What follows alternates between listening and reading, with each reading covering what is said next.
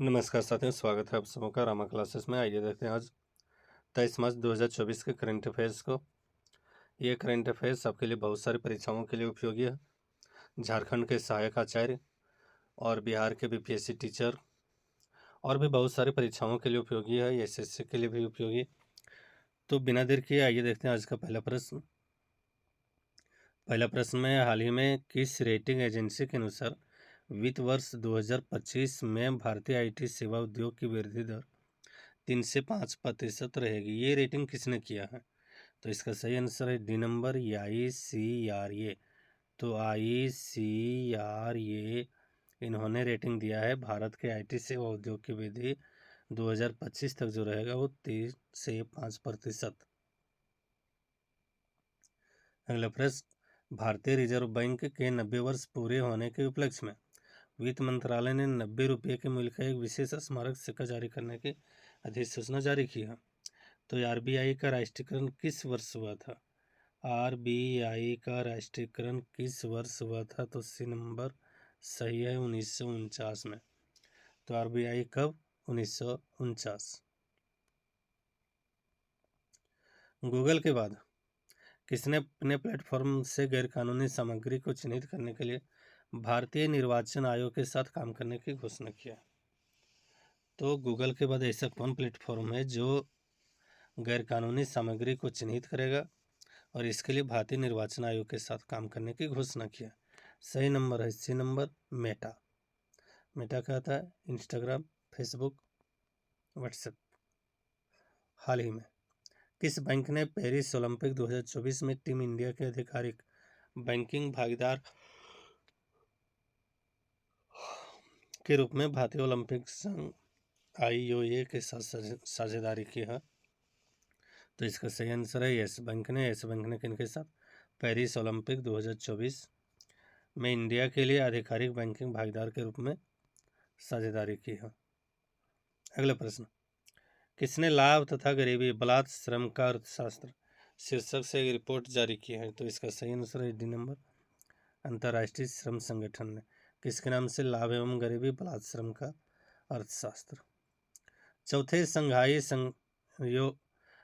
संघाई सहयोग संगठन startup forum का आयोजन कहाँ किया गया? तो इसका सही आंसर है ये नंबर, नई दिल्ली में। किसका आयोजन हुआ? तो संघाई सहयोग संगठन स्टार्टअप का। भारतीय मूल के लिए वराडकर किस देश के प्रधानमंत्री थे जिन्होंने हाल ही में इस्तीफा दे दी? भारत के थे वराडकर। किस देश के प्रधानमंत्री थे? तो सही आंसर है आयरलैंड के। आयरलैंड के प्रधानमंत्री वराडकर थे जिन्होंने हाल में इस्तीफा दे दिया। यूपीएससी ने सिविल सेवा प्रारंभिक परीक्षा 2024 को स्थगित करने का निर्णय लिया है। तो यूपीएससी का प्रावधान संविधान के किस भाग में है?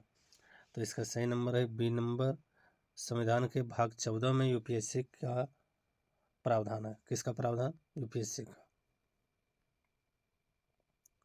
भारतीय महिला आयोग ने भारत में मानव तस्करी से निपटने के लिए मार्च 2024 में किस सुरक्षा बल के साथ एक समझौता किया? तो किस सुरक्षा बल? सही आंसर है रेलवे सुरक्षा बल के साथ मानव तस्करी से निपटने के लिए राष्ट्रीय महिला आयोग ने समझौता किया। वर्ल्ड हैप्पीनेस रिपोर्ट 2024 के अनुसार भारत 146वें देश में से किस स्थान पर है? टोटल 146 देशों का रैंक जारी हुआ है, तो उसमें से कौन स्थान पर है? तो सही आंसर है ये नंबर 126वां देश। इससे सिर्फ 20 देश ही पीछे हैं।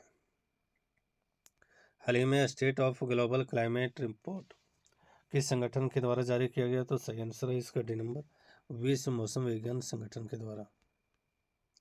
वाल्मीकि टाइगर रिजर्व भारत के हिमालयी तराई जंगलों की सबसे पूर्वी सीमा बनाता है। तो यह किस राज्य का एकमात्र बाघ रिजर्व है? तो एकमात्र बाघ रिजर्व बिहार राज्य का है वाल्मीकि टाइगर रिजर्व, जो कि हिमालय तराई जंगलों की पूर्वी सीमा बनाता है। विक्रम साराभाई अंतरिक्ष केंद्र गगनयान अंतरिक्ष उड़ान मिशन के दौरान अंतरिक्ष यात्रियों की सहायता के लिए विकसित किया था। कौन ऐप विकसित किया? सखी ऐप।